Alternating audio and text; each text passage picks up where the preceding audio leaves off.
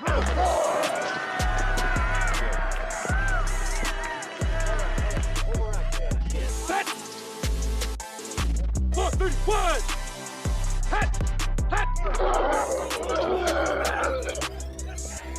what's up, everybody? Welcome to episode 3 of the Sunday Morning Quarterback. We are a podcast of 3 pastors who love ministry, leadership, and sports. It is great to be with you. Gang, how you doing? Coming from Richmond, Virginia, pastor of North Run Baptist Church, Dr. Adam Denny. Adam, you doing all right today? Excited to be here. Fun topic ahead.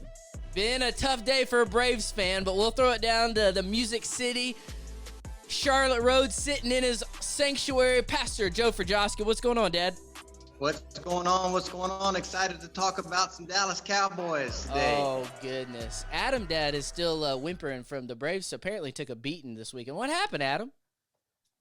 5-game series against our division rivals that we're chasing. They dropped 4 of them.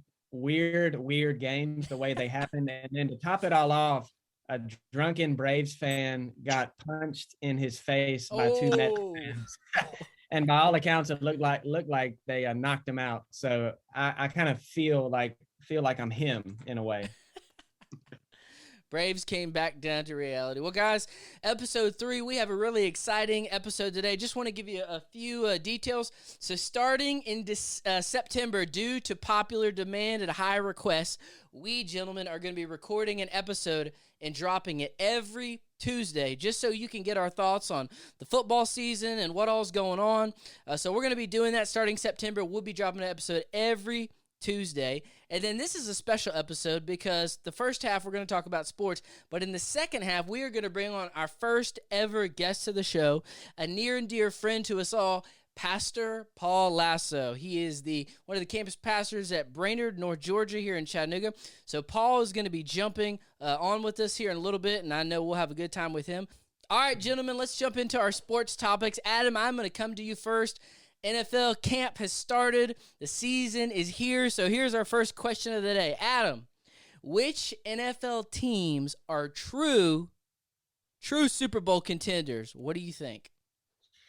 True Super Bowl contenders, meaning these are people I can visualize today winning the Super Bowl. Yes. My favorite is the same team that I picked to win last year, which is the Buffalo Bills. I think most of us remember, that it was an incredible game. And then the way it ended with the coin flip with Kansas City, and the rest is history. But I think they're going to come back extra motivated because of that. They're going to gain a home field advantage throughout. And that crowd's going to be raucous up in Buffalo as usual. I've got them. I think they're gonna make hay this year. I've got the Chiefs. Always when you got the golden boy throwing the football, I'm not going to count them out. And here's my surprise. Last episode, I mentioned what quarterback is under a lot of pressure. Russell Wilson and the Denver Broncos. The Denver Broncos lost a ton of really tight games last year, even though I don't even remember who their quarterback was last year, but, they've got a roster, and now they've got a true bona fide quarterback. And so I'm going to count them as one of my contenders. In the NFC, I've got GOAT Brady. I'm always going to throw him in there. No explanation needed. And then I think the Rams will probably come back strong. Their division has weakened, and I could see them getting back as well. That's interesting because last year the NFC was so top heavy, and then this year it just looks a lot different. Those are good takes. Dad, what are your thoughts? Super Bowl contenders, who's there? Who's on that bubble? I see the Buffalo Bills, of course. I think they're everybody's pick, and they should be. I think they have reloaded again. They've gotten some good players, and I think they're going to be the number 1 contender in the AFC. Also, I think the Chargers are going to make some noise, and that again, that's not a surprising pick, but I think that they're going to make some noise. They've beefed up even more. I think the head coach has learned. I think Kansas City will be in the mix, and I think the Raiders are going to be there as well. So I think that's going to be hot and heavy. It's going to be fun to watch the AFC playoffs. In the NFC, I think we're going to have the same championship game as we had last year. I think it's going to be the Rams and, of course, Tampa Bay. And I do think, and we'll talk about this later, that the Cowboys will be nipping at their heels. but they could surprise some people. Yep. Not me, of course, but in reality, I believe it's going to be the Rams in Tampa Bay again. Gentlemen, I can't disagree with you there. I think it'll be interesting to see the bubble teams. I know we all know Kansas City, Buffalo, Rams. I agree, Denver. That's the real question. How good is Denver? And honestly, who do y'all think wins that division, that AFC West division? Adam, who do you think comes out of there? I think that division's a toss-up. I think, Joe mentioned that he could see the Raiders going to the Super Bowl. I could see the Raiders in fourth place in that division, but I also could see them potentially going to the Super Bowl. Yeah. Mm-hmm. So, it's too early to make any predictions because we hadn't seen a game yet. But yeah, that's a heated division, maybe more than I've ever seen. Yeah. So, gentlemen, I hear it, and Dad, you're going to laugh at me when I do this because we can't talk about this team without doing it, but sounds like we got a little bit of love for your Raiders. Sorry, I had to do that. My Swami came out. All right, so that's our NFL takes. Now, let's get to the real question that everybody's wondering. And, Dad, I'm going to start with you so you can start us off with a clear-headed, wise answer. What will the record be for the Dallas Cowboys this year in the 2022 season? Easy. 12-5. Whoa! 12 wins. 12 wins. Yeah. Maybe 13 wins. Now, I'm just stating it for the record. We're going to start off a little slow. However, I can see us winning this first game in Tampa Bay. We did not play well toward the end of the year, but we had an injured Dak Prescott. But we played Tampa Bay really hard last year, and I think we're coming a little harder and a little stronger, and we're a little hungrier. But if we do lose, which, to me, it's a 50-50 toss-up. We've got a difficult schedule at the beginning, but we're going to come on strong. So we'll have a streak going somewhere in the middle of the season, 4, 5, 6 wins, and then we'll have some eyeballs seeing. Now, many fans will say, "Oh, it's not real," but I'm here to tell you it's real, and we're gonna be nipping at the heels. I don't know if we're at the top 2, but we're gonna be close. Is that a prophecy by a preacher?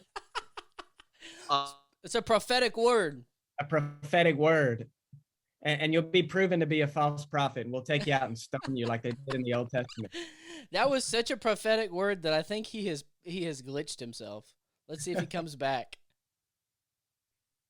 He's stuck. Oh, there he is. He's back. Dad, you paused on that prophetic word. Oh, hey, I'm here. I'm standing on my. That's it. 12 wins. That was the Lord. They don't get 12 Name and claim wins. it, baby. Hey, if they don't win 12 wins, I'm buying everybody McDonald's cheeseburgers. I'm just telling you right there. They're definitely winning more. That's how settled I am on my pick. They're definitely gonna win more than the Titans. I can guarantee you that. I don't know. Titans, they're kind of like the Cowboys. They're real close. Okay, Adam Denny, give us your non-objective take on the Dallas Cowboys. Well, first, I'm shocked that neither of you picked them as a contender. I think the first time since I've known you, you've done that. But I just want to make a public announcement to everybody. Oh, gosh. Because it is. You're a Cowboy fan now. Because it is August. Since our last episode, it is now officially International Cowboy Delusion Month. Every single year, the Cowboys get all the press, and all the people making predictions are saying the Cowboys, they're going to be great. The bottom line is this: America's team has not appeared in a Super Bowl since 1996. I was 4. I think, Baby Joe, you were probably in pull-ups. I was 4. The Dallas Cowgirls were in the Super Bowl. So what's my prediction for them? They're going to underachieve and underwhelm, and they're going to choke at the end of the year like they always do. They always do this. I remember last year watching them. I watched every single snap of the San Fran. He couldn't help it. He had to watch them. I was just like overcome with joy and laughter at the end of that game. And the same thing's going to happen this year. They're again in the weakest division in football. And because they've added an extra game, I can't say they're going to go 8-8 because like they always used to. What? So are you predicting right here? You prophesied that the Cowboys will not make the playoffs? Oh, there's that pause. He's hesitating. There's that pause. He's hesitating. I had to think about how poor that division is for a moment. What are you saying? We're going to go 9-8? So here's my prediction. Because they can't go 8-8 anymore, they're going to go 8-8-1. Oh, come on.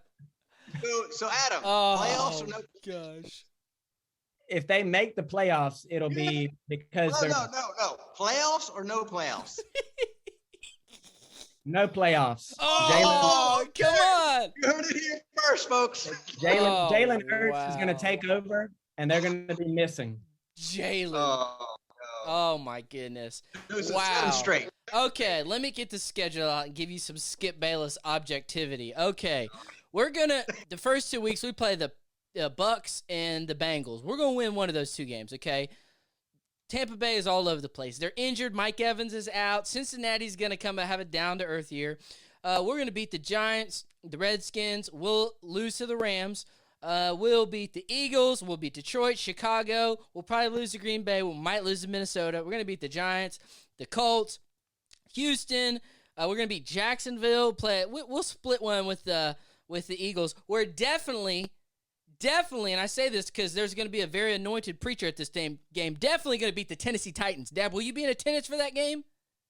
Oh, I already got the tickets. I'm got tickets. And then we're going to finish out the season with a win. So we play the last 5 weeks. We play Washington, Tennessee, Jacksonville, and Houston. So we're going to come out on a high note. Dad, if you remember, about week 4 last year, Adam was the one that said, you guys are going to the Super Bowl. Y'all look like you're going to the Super Bowl. So even this Cowboy delusion was after we beat Carolina, too. Yeah. Just want to throw that in there. Yeah. Yeah. Hey, Adam, are the Panthers going to make the playoffs? Well, I know we'll talk this probably in next episode, but what do you think? Are they going to make the playoffs with Baker Mayfield? No. By the time the playoffs start, the Panthers probably won't have a head coach. Oh, no love for Matt Rule. Okay, I'm saying 11-6. But maybe they'll surprise me and go 12-5. I'm going to say Dak is going to have his career year. Now, I'm a little worried because our offensive line's injured. We lost our third receiver. He got hurt, the one from Pittsburgh. And then Gallup's not going to be back for 2 weeks. But it's okay. We got our tight ends. Zeke's going to have a little rebound year as we send him out of Dallas. I'm saying 11-6, 12-5. He's saying 8-1. So when we come back here at the end of the year, we're going to talk about this again. Just real quick. Odell Beckham. I'm just saying. That's all I'm saying. Odell Beckham. Okay. That's all I'm saying. All right. Maybe so. I'd be okay taking Odell. All right, let's get to our preacher picks. Now, we cannot wait till football season actually gets here, and then we're going to put our records on the line. We're going to keep receipts. But before we get there, we just got to keep it a little bit neutral. Let's talk college football for our preacher picks. Adam, who do you think the 4 teams will be this year that make the college football playoff? Top 4. Who do you think? Yeah, I think it's going to be a lot of the same. One of the big problems in college football is a lack of parity. And Bama's going to be there. And I'm going to go ahead and, I don't know if we're supposed to do this yet, but I'm going to go ahead and say Bama's going to win it again this year. Oh, wow. I think with Bryce Young coming back year 2, Saban's probably steaming over the way they lost last year. And it just seems like if they don't win one year, they're going to win the next year over the last 10 years. So I'm not going to pick against them. So they'll be there. I think I did look at Georgia's schedule, like you were mentioning last episode. And boy, you're right. It is extremely soft. Cupcakes. I know they lost. I don't know what they lost as far as percentage, but it feels like with the draft, they lost 80% of their starters. But because of their schedule, I'm going to pick them to come back once again. And then more of the same with, I think Ohio State's going to be back. I think they're going to be a little more motivated after losing to Michigan last year. So they're going to be there running the Big Ten. And then here's my surprise. And I don't really like to say this because I don't like any team west of the Mississippi in large part outside of one that maybe we'll mention later. But I think USC could be the first Pac-12 team to reach the college football playoff, albeit as soon as they're about to leave the conference.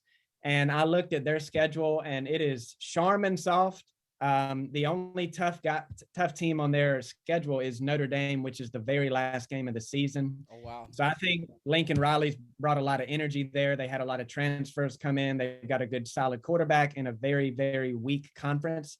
So I could see them sneaking in. I disregarded a few others like a Clemson. There's too much unknown with them. And, even in the Big 12, just a lot of moving parts with new coaches at OU, and then with Texas, still being so new to everything. Too much for me to bet on them.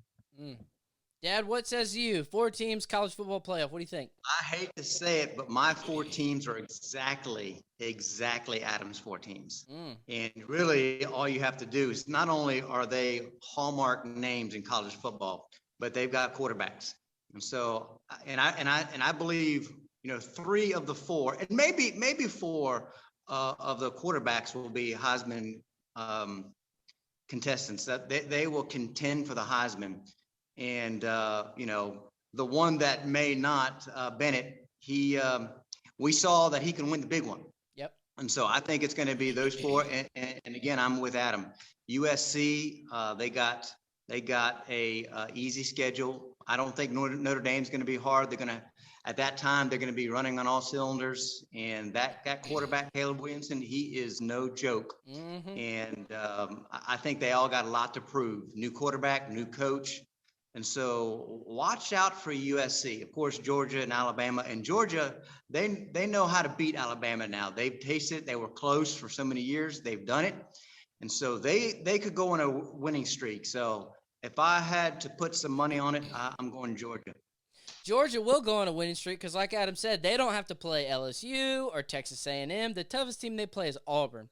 So they're going to be there. But here's the thing. Last week, this stumped them in the SEC championship because they didn't have any competition. And then they got to Alabama, and they got beat like a drum. So we'll see. I don't know. I don't know that quarterback can go all the way 2 years in a row. But I think the real question this year is Clemson. Dabo's got a lot of pressure on him. If Dabo has another down year, Clemson's really going to start feeling some heat. So the question is, can his quarterback mature to what they thought? I agree. Ohio State's schedule, they play Notre Dame week 1, and then the rest of the schedule is pretty light. I don't see Michigan coming back, but it'll be real interesting to see if USC, how quick they can rebound. Anyway. I was schedule thinking about them because I want to put them, but I do not believe in their quarterback. I don't think Dabo believes in him very much either. And then they lost Venables, their defensive coordinator. I think he'd been there for 13 years with Dabo. Yep. And they lost their offensive coordinator. So they've just got a lot of changes and a lot of uncertainties, even with a fairly soft schedule that they get with in the ACC. I just don't feel confident about them. Adam, I will say this. I'm excited to see. It's only going to be year 1, but I want to see what Oklahoma's defense looks like with him at the helm. Because, they've always been able to put up some points. So if they can just get a defense that's, halfway decent, I think they can make a mark as well. Yeah, and in Texas, one of these years, Sark's going to have that team popping. I know, Adam, you're a half of a Texas fan when Carolina's not playing. So really excited as college gets here. The next episode, I think it'll be the week before college. So we're going to start making some picks, and we're going to keep some receipts as the college football season gets underway. Well, guys, that's going to wrap up this segment. Now we're going to be moving to our ministry segment with our good friend, Pastor Paul Laso. All right, guys, we are jumping into our ministry and leadership segment, and man, we are so excited to have our first guest of the show. And let me just say, this person is going to be a frequent guest, a dear and near friend to each of us, Pastor Paul Laso. A little love for Paul, gentlemen. Yes. Now, I don't know about... Thanks for the hand clap, Adam. I appreciate that. Adam, Paul was in your wedding too, right? Because he officiated mine. Yeah, Paul was my best man, and Joe officiated it, and you didn't come.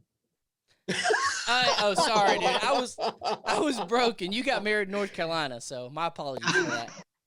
But anyway, just a little backstory. Each of us know each other from our time at Tennessee Temple University, and so that's where a lot of us cut our teeth and built relationships that last forever. And so, Paul, tell us a little bit about yourself. But to start the show, there's two questions I want to ask. One being that we are the Sunday morning quarterback. What are your sports biases? And then 2, tell us a little bit about your family and about your church and where you're currently planted. Yeah, so I can't say where I'm from and not talk about the team that I have an affiliation for. It's all about the U. So I was born and raised in Miami, Florida. And so I will admit I casually follow the University of Miami. So just in case, you guys start to chew me out and say, Paul watches sports clips instead of actual sports games, which whatever, that's fine. Y'all can have that. But needless to say, I'm really excited this year because I think the crystal ball is going to actually do something. And I would hope so, because with an $8 million budget, I hope they do something. That is the largest ACC budget in coaching staff, period. So let's hope they do something with that. But I occasionally pull for my wife's team, which is the Alabama Crimson Tide. Roll Tide. And they roll Tide. That's for sure. She constantly reminds me, Paul, how does it feel to almost be good? So anyway, but I've got 2 beautiful girls. One just started school today, as a matter of fact. I don't know when this drops, but Monday, August the 8th, she just started 1st grade. Her name's Isabella. And I've got a younger daughter named Aubriella. She's 3. And they're awesome. I love them. They're the loves of my life. And hey, Paul, of course, Paul, yeah. Well, why do you keep on looking down at your notes, even when you're talking about your? Oh man, I'm toying around with this Velcro stuff, man. I ain't looking at. I ain't got no notes. Your kids, your wife. Hey, I can't believe that. I can't believe that. Paul didn't pour salt on Adam's wound, being that the Yankees are rolling and then the Braves are struggling. You Yankees fan, right? No. What'd you say? I said he probably doesn't know. Yeah, I know. Trust me, I know, bro. Hey, Paul. Yeah. Who is the reigning Don't do it to him. Come World on. Series champions today? Who's the reigning World Series champions? Say it. Dodgers? Oh. Can't even do that. Wait. Did Atlanta finally do something? Is that what Finally? Oh, Atlanta won. Listen to this. Paul's been giving me okay. grief since I've known him about Atlanta choking. Because it was choke for a long time. Don't even play. That's the actual truth. Not chop, choke. Listen, all the Choke. viewers, listen. This man is from Miami, but he cheers for the Yankees. But he's lived in Braves country for 15 years and will not even give us any due respect. He ain't going to cheer for the Marlins because they stink.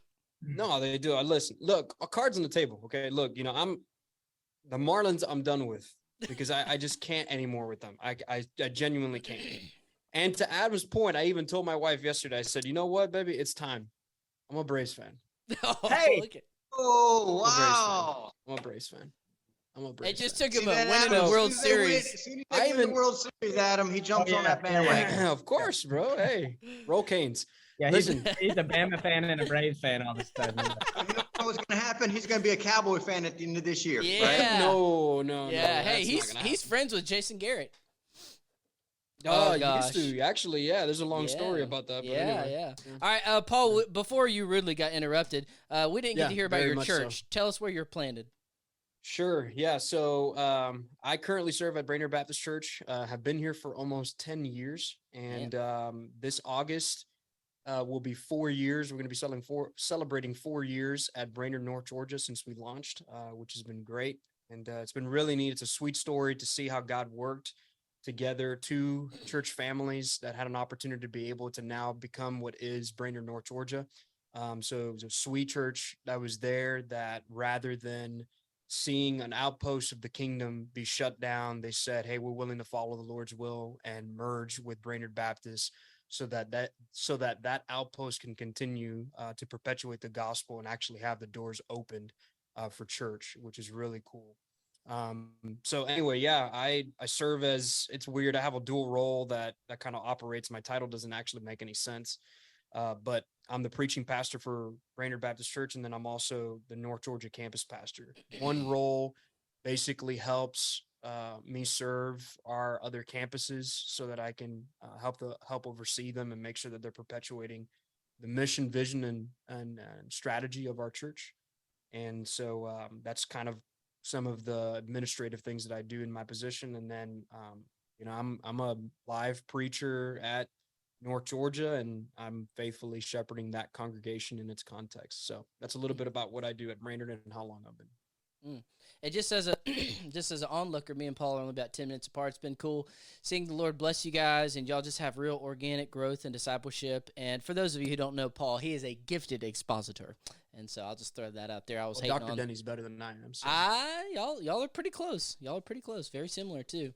But anyway, gentlemen, we are going to jump into a ministry topic. And with Paul being here, Paul is, we're all very close to each other.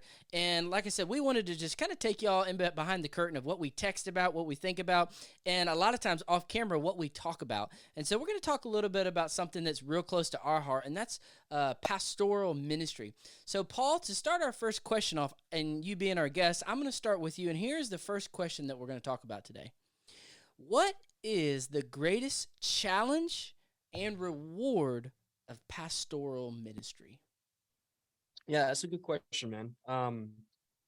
And that's a loaded one, to say the least. And for the sake of not making a generalized statement, because I think that there are a lot of challenges that come across pastors, and mine may be a bigger challenge right now for a pastor that's down the street that may not be his challenge. And so, we can go down the list and list a lot of different great challenges that come for pastors, whether it's time, whether it's emotional drain, whether it's toxic members that are just, causing issues and different troubles within the church, to just finding balance between your ministry and your family. There are a lot of challenges that you could kind of list out.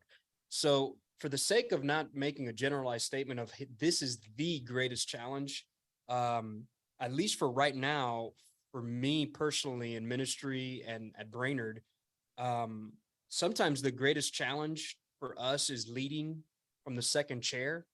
But thinking about that, that's presuming that there is somebody in the first chair. Well, Brainerd right now doesn't have anybody in the first chair. So I think right now for us, it's been a challenging season to be able to lead with someone that's not in that main chair. And, all of us are stretched in many ways right now, pulling double duty and doing a lot of different things. And so I think for me right now, the single greatest challenge is not having my mind divided with so many different responsibilities that we're trying to make sure to maintain, so that I can focus on what I do love to do, which is to shepherd the people at North Georgia. But yeah, man, I think that's right now, personally for me, the single greatest challenge is leading from the position of knowing that there is an empty main chair in the senior pastor position. Well, let's pause there for a minute. We'll do challenges first, and then we'll do rewards. Adam, any thoughts on that, or any insight on what some challenges you face are? Yeah, I agree with everything Paul said. If I had to just underline one key word that I think all pastors deal with, maybe at different seasons, and maybe depending on where you are, it could be more than at others, is apathy. And, apathy in the life of the church, the congregation. And then you would say, well, how do you even measure something like that? I think, the pastor or anyone that's in leadership of any kind, or just is very, very entrenched and involved at their church, they have a good kind of 30,000 foot view of their church, who people are, how people kind of function and maneuver around. And just, how do you measure apathy? So many ways: lack of volunteer, lack of support behind new initiatives, a lack of attendance, in various ways. And here's the thing that I think makes that very challenging for pastors is not all pastors, this might surprise some of the listeners, are like high energy, visionaries with all these brand new, brilliant ideas. But every now and then they may have some new, ministry or strategy they want to use. And when they don't receive any type of feedback or buy-in to it, over time, that can wear down a pastor. And I think what a lot of pastors deal with is in dealing with or seeing, being burdened by the apathy of those that they love and shepherd, is fighting that within themselves, fighting that kind of impulse to just kind of put your feet up and preach for another week and you're just a pastor, as opposed to, being all in, and being extremely optimistic all of the time. I think it's kind of an inward battle, but you also are constantly seeing it in your own people and just relying on the Lord's grace to sustain you, push you forward. And then, of course, as you lead your people to do the same.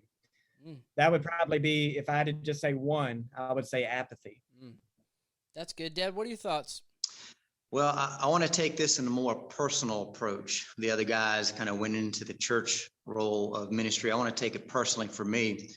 And it really goes back to the Mary Martha approach to ministry for me. I am more by nature Martha. I am go, go, go, do, think, go help others, go serve others. That's who I naturally am. And so I have to make sure I'm not more Martha than Mary, because ultimately I don't want to just serve God with all that I am and miss intimate moments that he wants to have with me. And so I think pastors can fall into that trap of too much Martha and not enough Mary. And I also believe that Christians in general can have too much Martha, where we're just doing life, we're working, we're serving husbands, and husbands serving their wives, and they're serving their kids, and they're doing things for their kids. And we push Jesus back because we know he's a God of grace and mercy, forgiveness, and we just push him back. And then we just kind of go and give him the leftovers of our time. And so that's something that I've always struggled with, is to have personal devotion, not just prepping for sermons or prepping for small groups or prepping for Wednesday night, but to have true devotion where it's not about everybody else, but it's just about me and the Lord and what he's wanting to share with me, and what is he wanting to teach me, and some things that he is exposing in my life. And so that's always been a challenge. I've always worked hard to not make ministry an idol, where I will see myself in good standing with the Lord because of ministry that I'm doing and serving him. And that's all well and good. But I want to always make sure and fight hard. And it is a challenge for me to give God some intimate time with me, where he can speak to me, and we can grow in our relationship. So that's something that I always struggle with. Always good intentions in life. We have good intentions, but that's something that I have to push back and battle and guard those intimate moments that God wants to have with me. Well, that's kind of the negative, not negative side, but just truthful and honest side. Let's shift gears to the positive side. So, Paul, I'm going to throw it back to you. What would you say is the greatest reward? And when I say that, like, what is it that you love about pastoral ministry? What is the greatest, one of the greatest rewards of being a pastor? Yeah. Well, I mean, I think all of us would agree that aside from seeing somebody come to a saving knowledge of Jesus Christ, which is one of the sweetest rewards that you can be able to witness, someone, giving their life to Christ that way. That's awesome.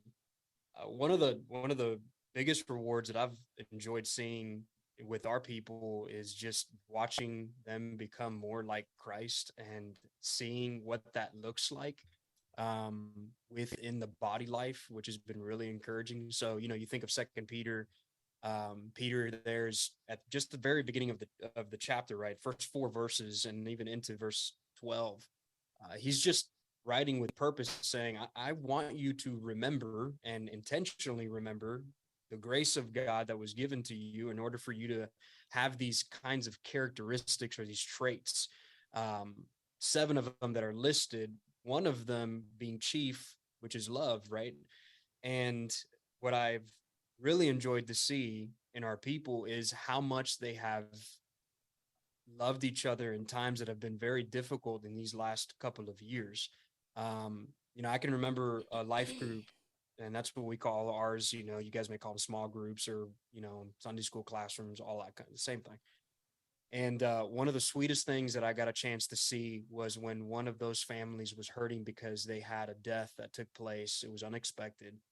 And to see the number of people rally behind that family and get an opportunity to be able to just extend to them in thoughtfulness through either financial means or through simple cards, or even just bringing meals to those families, to just showing how they can shoulder the burden with them rather than just leaving them in isolation and not thinking of them, was a really encouraging thing to see, where it was unprompted.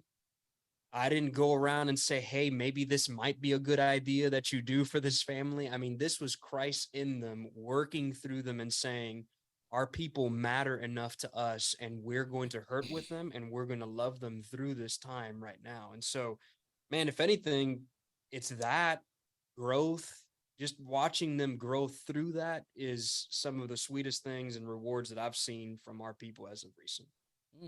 That's awesome. Adam, what are your thoughts?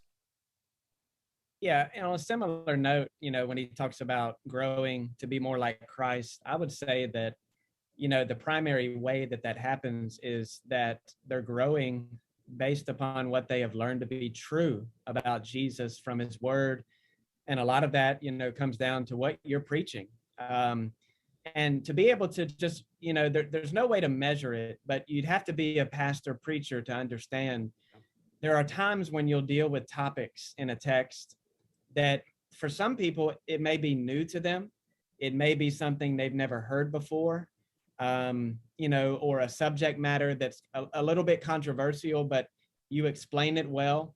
You lift out the meaning of whatever that text you're preaching is, and you lead your people. And then to see over time how those gears were turning when you were preaching, and you could see it on their face, but then there's a meeting that maybe gets tense or awkward because of some relationship between, this man or this woman. And a lot of times these are older members in their 60s. And just to see that they've grown in their understanding of the truth, and then they're living that out in the moment in any number of given settings. That's always something that, I wish I could read minds to know when that happens every single time. But, having people come up, after, you preached something a month ago and you forgot about it, it's gone. But then they come up to you and say, hey, you remember, when you preached that text and you made that point of application, I needed that right then and there. And God used that to change my life. But those are always the best moments for me, when the word is working in the life of the people. That's good. Dad, thoughts? I'm going to answer that with one word: transformation. That is a treasure, I believe, for the church, is to see transformation, not just for one who did not know Jesus as Savior and now knows him personally as Savior and Lord, but also to see the transformation that happens when a individual gets saved or there's sanctification going on. So you see a transformation of growth, you see a transformation of marriage, you see a transformation of family, and you even see a transformation of the church. And so we know Romans 12, 1 and 2 talks about transformation by the renewing of your mind. And so what I love the most and what's so encouraging is to watch individuals that have been in church and really are mature, but the renewing of their mind is a continual state. And so to see transformation even in the mature as they continue to grow and know God more, to know God better, and see that relationship just become stronger, where they are re-engaged again and want to be a part of good things that are happening with the church. To me, there's nothing better than that. To see God continue to transform those that are young, those that are mature. And when you have a church that has both of those things going on, young Christians maturing and growing into maturity, and then mature Christians having that renewed spirit to just engage and finish well. There's nothing better than to see those two come together, and then to see a church being transformed into the likeness of what God would have his church look like. To me, there's no greater reward than that. Just kind of on a different note, and it goes the same line of thought, but I love when you have a young leader or a person who doesn't view themselves as a leader, and you equip them and you pour into them, and then they take that opportunity. Maybe it's teaching a Sunday school class or leading a ministry team or leading worship for the first time, and man, they just blossom right before your eyes. And it's a culmination of discipleship and investing and leadership development. And, as you get into the nuts and bolts of churches and structures and systems, those things are important, but they are to allow people to lead and to grow. And so just as a person who has hands in that, I love that. I love when I can sit back and I don't have to do the talking. I don't have to, and somebody just leads. And man, you just see it, that gifted leadership, their leadership lid raises, and God is just working through them. And then you just sit there and cheer them on. That's one of my favorite things in ministry. Well, let's wrap up that topic and then move on to our next. So we've been trying to open up with a question about pastoral ministry or church, and then we've been trying to give some questions just about Christian living. And so the next question is going to be a topic that you've all thought of and maybe discussed a little bit, but we want to go a little bit more in depth with it. So, Paul, I'm going to pass this next question to you, and here's the question for us in this segment. Do lukewarm Christians exist? And then to go a step further, why do some people struggle to fully commit to Christ? You're just coming out with all these loaded questions, bro. Do lukewarm Christians exist? I mean, you read through Revelation, and clearly Jesus spoke of a church that was lukewarm. So, I mean, I don't think that's a thing that's not present in the Bible or something that doesn't happen to believers. If we're caught, I guess we kind of almost have to not to, be semantic about everything, but if the question is, can there be lukewarm Christians? Yeah, I think there can be. Is there such a thing as a perpetual lukewarm or carnal Christian? Well, that's a whole nother topic of discussion, right? Take us there. Yeah. Well, yeah. Well, and here's the thing. I think in some ways we almost have to start with ourselves and then move on to even some of the people that are in the pews that may be struggling with this, because they are in fact desiring to grow in Christ, and some of it may be a discipleship issue, and the fact that, hey, nobody's ever really walked alongside of them and showed them how to be able to grow as a believer. And so there's a side of this that's incumbent upon us as pastors to say, hey, your growth matters and your investment matters, and we need to make sure to rally together the church to be able to invest in other people. So that's one side of it. But on the other side of it, I think for what I mean by us starting with us too is I think there's confusion with some of that growth in a believer based on the clarity of how we declare the gospel, right? And so for in many ways, I guess in Southern Baptist culture, and maybe around here in the South for us, one of the things that I think has often left believers stagnant or lukewarm is because in their minds, they thought that the point of the gospel was to get heaven rather than understanding that the point of the gospel is to get God.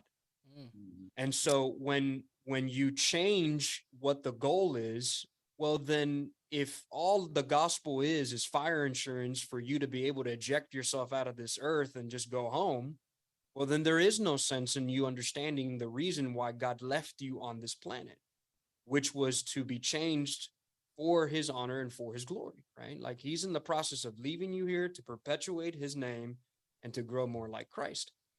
And so when you have the goal of being heaven, then, well, if everything's safe and secure, then why grow? Why invest your time in the Bible? Why get to know more? Why value the importance of being in proximity with other people and being in community with other people and allowing to see the good benefit of the church within your life? None of that is. But when God is in fact the goal of the gospel and that you gain him, and that's the point of it, well, then everything changes, because then he is your source of satisfaction. He is your source of meaning. He is your source of identity. He is your purpose. He's everything to you. And so I think first and foremost, we need to make sure that we take some ownership on it and say, are we clearly proclaiming a gospel that says that the point of it is him, it's God, because you never had him in the first place. And then if people are buying into the fact of saying, okay, what I'm committing to is not fire insurance, but to Christ, well, then there you can begin to say, well, if you are going to, then as Dietrich Bonhoeffer once said, right, when Christ calls a man, he calls him and bids him to die. So that means all of you dies, and you are giving all of your life to him. And so therefore, that's the starting point where God says, I'm going to begin to change you and to mold you and to begin to make you more into my son. And so I think we need to start there to actually open up that conversation to say, on the one hand, if you are in a place where you're like, man, I feel stagnant, I don't think that I've really kind of enjoyed and savored my Savior the way that I'm supposed to, then that may be one question to ask is, well, what did you think the point of the gospel was, right? And then secondly is, get an opportunity to be able to help people grow and not just leave them out there to wander in the pews, wondering what's the next step in their discipleship, but rather come alongside them and actually equip them to be able to grow in their faith. And so, I don't know. Like I said, that's one side of it.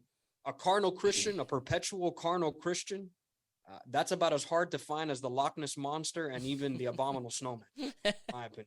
I don't think you can find that in the Bible.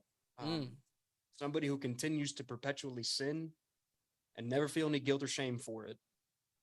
There's something to be said about having a bit of a check in your heart to see whether or not your life was truly given to Christ. That's good. Adam? That's one man's opinion. That's good. You want to follow him, Adam? Yeah, and he's right. There's no such thing as a carnal Christian. There's such thing as false Christians, false converts. But I do think there is definitely such thing as a lukewarm Christian. And, men, let's be honest, there are probably seasons in our lives, have been and maybe will be, to where we're lukewarm in the faith. And when I saw the question, what popped in my mind was the old Puritan classic, The Pilgrim's Progress. I encourage anybody listening to this to grab one of the modern English versions of that, get one of the kids' versions with your kids, read that. Basically, that story chronicles a man, it's an allegory, who's walking through a land and he's on a journey, which really marks so much of what the Christian life is. And even if you go back to the Old Testament, there's a sense in which all of God's people are marked by being on some kind of journey. We would think of it as a journey of faith, but if you think about Abram, think about Israel, just on and on, it's a journey. Now, through that time of journey in the book, The Pilgrim's Progress, there are times where the main character, his name is Christian, is pulled away for some reason. He's tempted because someone whispers sweet nothings in his ears. The world becomes appealing to him. He gets discouraged. He gets to where he's in such sorrow he can't, continue on in his journey. And I think this is what we would refer to as progressive sanctification. There are seasons in the Christian life that are high mountaintop moments. And then there are valleys, but even in those valleys, God is very real to us. Even in the pain and suffering, we may feel closer to God then than when we ever do.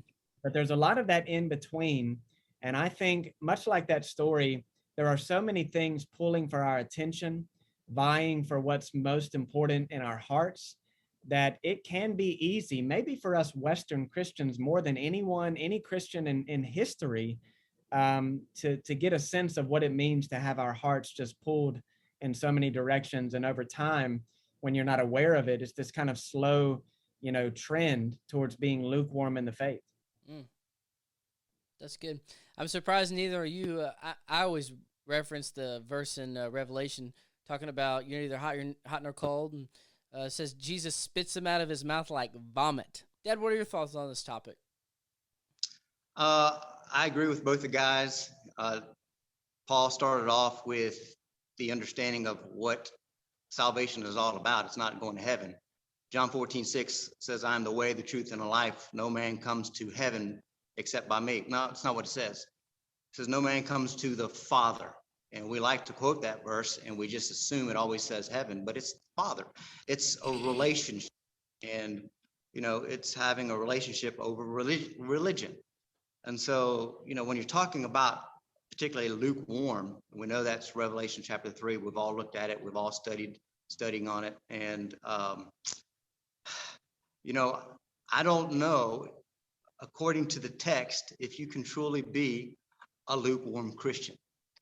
Because, you look at that text and you look at Laodicea, they had some major issues, and it was about having stuff, it was about having everything that they've ever wanted. And they didn't need God. They only wanted God just to make themselves feel like, everything's okay with my life. And when I need you, God, I will pull you out. But, Laodicea, they had everything they wanted, very, very wealthy. And so I think that church, Jesus was speaking specifically to them, because it also talks about, you can't serve two masters. You can't serve manna and you can't serve God. And so when you look at those things, specifically with that, Revelation chapter 3 and Laodicea, the last of the seven churches, I think they had a major, major problem.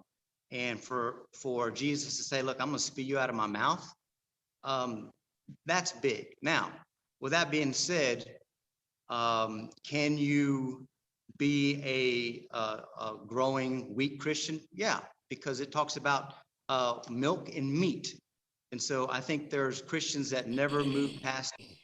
And unfortunately for them, they never get to experience the goodness and the greatness of God. They never get to experience coming alongside of him and diving into the treasures of what Jesus has for us, or even a treasure of serving. You're never going to serve others when you're always worried about yourself. And so, I think that you can be a weak Christian. I think that you can stay on milk and never get to the meat, but you miss out on the greatness and the goodness of God when you never dive in to the beautiful treasures that God has for us and for the church. Yeah, one thing I think we're all in kind of a Southern culture, just working with young adults here at our church and Gen Z and down. I think they really struggle with spiritual surrender. This lifestyle of they want God, but they want to keep their whether it be sinful or to what degree, and they really struggle 1 foot in, 1 foot out. And Adam, earlier you talked about apathy. A lot of them have never been pushed to answer the tough questions, pushed to go deeper, pushed to think why, pushed for more. And so if you have a young child out there, or a teen, or a young adult, that's something, really try and challenge them. And just that surrender and really going all in. A lot of times people go 85%, but they never fully commit. And I think when they do that, that's when sin creeps in, and then doubt as well. And so that's something that I think that's a present danger in American culture, particularly, as you said, in the South, because the American experiment is basically a hodgepodge of beliefs. And we use that word syncretism, where it's all these different belief systems, and we don't realize how influenced we are by so many of those things. I'm not advocating like a theocracy where it's Christian religion or nothing, but I think you're right, Joseph, to say that, that idea of full surrender to the American mind that is hyper individualized. We promote independence in its proper place, but if you're not careful, you can take that to mean, I am my own independence and I'm going to tweak things my way. And like that old country song, me and Jesus, we got our own thing going. We got it all worked out. Mm-hmm. Well, no, you need to surrender. You need to lay down your life. Mm-hmm. Mm-hmm. And that comes back to what we were saying earlier, convictional preaching, convictional and relational discipleship. And so with that, we're going to segue to our last segment. Each week we'll have a word on something involving ministry or leadership. The first week, Dad did a word on leadership. Last week, Adam did a word on theology. So to wrap us up today, Paul is going to give us a quick word on discipleship. Paul, what is your word for the day? Yeah, so I mentioned it, Joe, earlier. It's the word proximity when it comes to discipleship. And, if I could, just to speak to us as pastors, as a constant reminder of the value of what it means to have other people around you, close by you, to see not only how you do ministry, but how you live and walk like Jesus. And so one of the things that I learned from Robbie when he was here as one of our pastors at Brainerd is, I got a chance to be able to see, how he developed sermons. I got a chance to be able to see how he discipled other men. I got a chance to be able to see how he was able to talk with other people within the church and how he was able to counsel them, how he was able to troubleshoot questions, solve problems, all the rest of that. And so, for us as pastors, I think it's always good to remind ourselves as the occasion brings itself to bear is to, who can I bring with me to go to the hospital to be able to visit somebody so that they can learn how to be able to minister to other people? who do I have around me in sermon prep so that I can bounce off ideas from them and they can be able to critique things in my life to see how I'm preaching or not. I think the value of having that kind of a proximity when it comes to discipleship is huge, because you're not only giving an invitation to somebody to say, I want you to enter into this relationship so that you can see how ministry's done, how leadership's done, how preaching is done, right? But you're making an impact in that individual's life. And that's a big deal. That cannot be done if you don't have somebody in proximity with you. Discipleship is something that's relational. Discipleship is something that has to be done intentionally. And if those things are absent, well, there is discipleship that happens behind the pulpit. Don't get it twisted. I know that happens, and that's essential, right? You can shepherd through the pulpit. You can disciple through the pulpit through your exposition, right and true and good. But there's also something to be said when you carve out the time for others so that they can be able to walk alongside you and see how you lead, how you live, and how you do ministry on a regular basis. So if you're a leader and you're a pastor, take somebody with you, invest in them. Take the time to be able to say, you matter enough for me to invest in your life. Or if you're a lay volunteer, go to your pastor and tell him you're willing. And I think too, we get to experience a lot of awesome stuff, people coming to Christ or just the body serving, but having somebody with you, seeing that goodness and getting a taste, that whole come and see, that's an awesome thought. Guys, before we wrap up, any thoughts on proximity? Yeah, I think that's obviously modeled first and foremost by Jesus. He had the larger crowds that he ministered to, but he had that close group of 12 and even that closer group of 3. And I think, that is invaluable when it comes to, mentoring and investing in men that are coming behind you, to see them take hold of what God is calling them to do and then go and do the same, like 2 Timothy 4:2 tells us. Dad, any final thoughts? Well, I think it also helps the individual who's doing the mentoring, because that's encouraging. It goes back to transformation again, to be around somebody that is eager to learn, to grow. And so we need those people around us to continue to excite us for the things that are happening around us with other people. And so that goes both ways. Gentlemen, well, that is going to wrap up our time. Paul, thank you for being our first guest. You will be on many more times. We will be back on Labor Day with our football predictions, and then we'll be coming at you every week after that. Have a great day. Gentlemen, we'll see you in 2 weeks.